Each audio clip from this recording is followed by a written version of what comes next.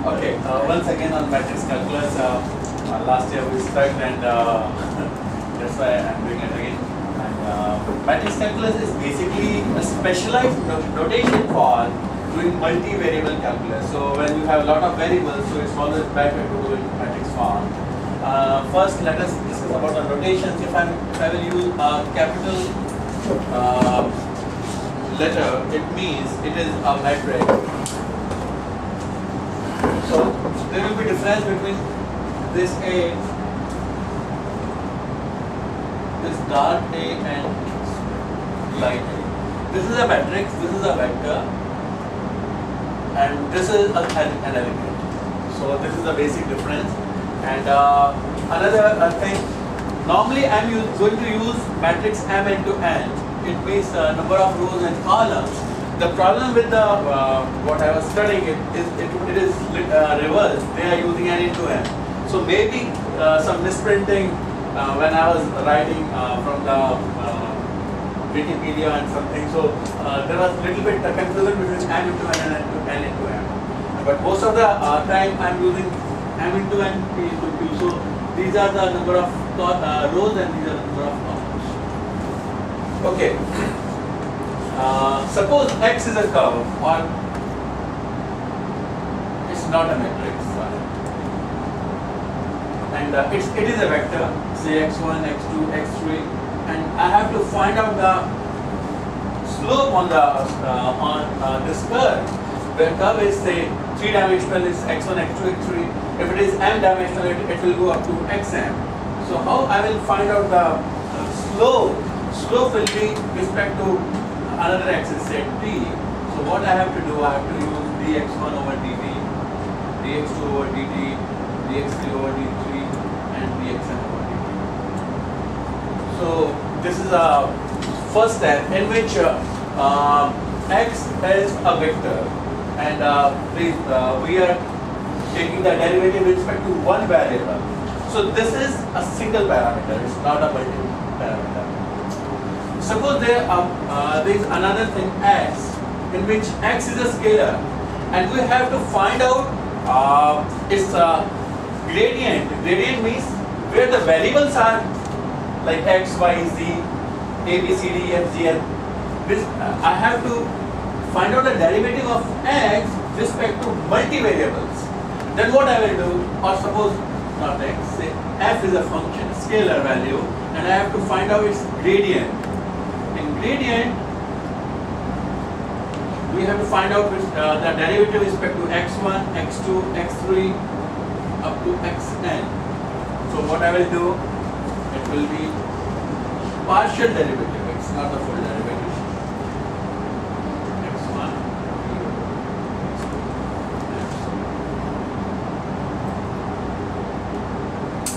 so here f is a scalar value, scalar function, and x1, x2 are the different parameters with respect to we are finding out the derivative. So it's called gradient.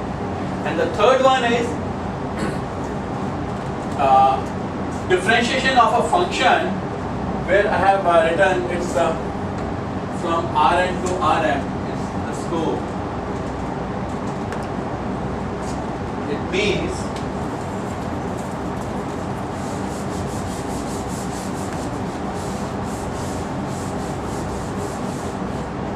my function is like f1, f2, f3 up to fn,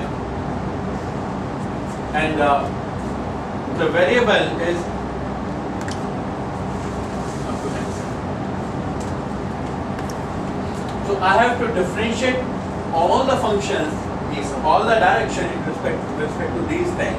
Still, these both are vectors. I'm not talking about the matrices. So the complete df by dx, the derivative of this one will goes, if you can read, I don't want to write all the things,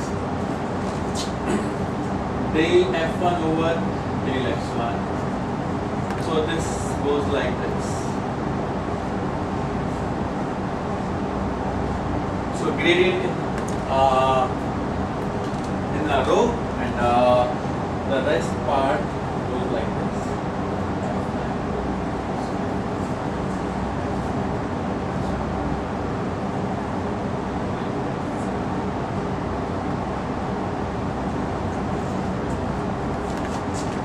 this is a basic idea. How we will find out a derivative if function is a vector in m direction and the variable with respect to we have to find out it is sorry for because today's scanner was not working, so I worked with Renai to scan it.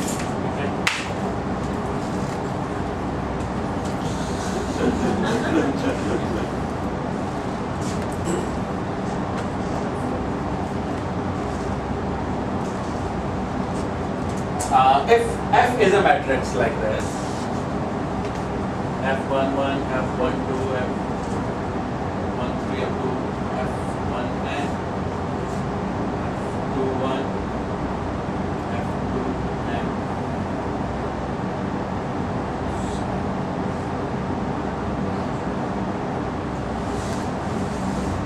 This is the function is a form of matrix, and we have to find out its derivative with respect to one variable.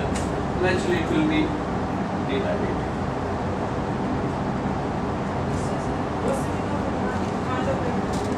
Pardon? The tangent vector of a curve. Okay. Normally, what happens whenever, suppose this is a simple curve. If I have to find out tangent here, we have to find out dy by dx.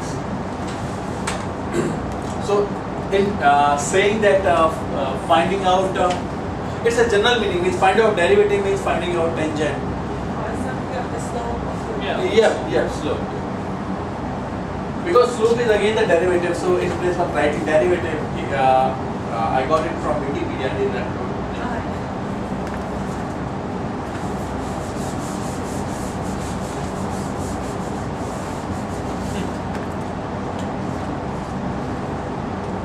Okay, let us start with the problems Amin told me to solve. So, before solving this one, let me tell you that X is a vector, A is a matrix. And because X is a, suppose A is a 3 by 3 matrix.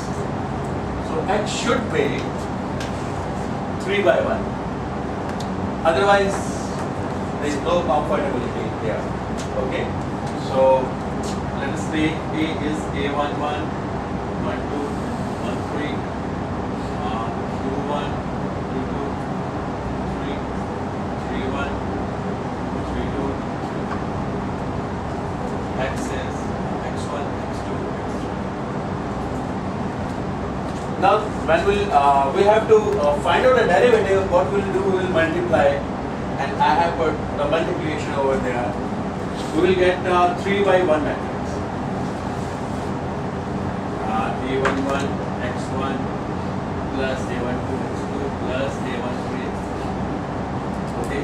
Similarly here and A31 x1 plus A32 x3. Now we have to differentiate with respect to x, and x has 3 components: x1, x2, and x3. So we have to do the partial derivative first with respect to this will go with respect to x1, then the same term will go with respect to x2, and same term will go with respect to x3. This term, okay? Similarly, x1, x2, x3, I am writing the last term again with respect to x3. Sorry, this will be with respect to x1, with respect to x2. Now, if you look, if I differentiate this one with respect to x1, I will just get A11 at the first place. If I differentiate with respect to x2, I will get A12, and then I will get A13. Here, I'm writing the last one. If I differentiate with respect to x1, I will get A31. If I differentiate with respect to x2, I will get A32, A33. By symmetry, I am not doing this one. We get A. Okay, so our first result comes out to be. Is it clear?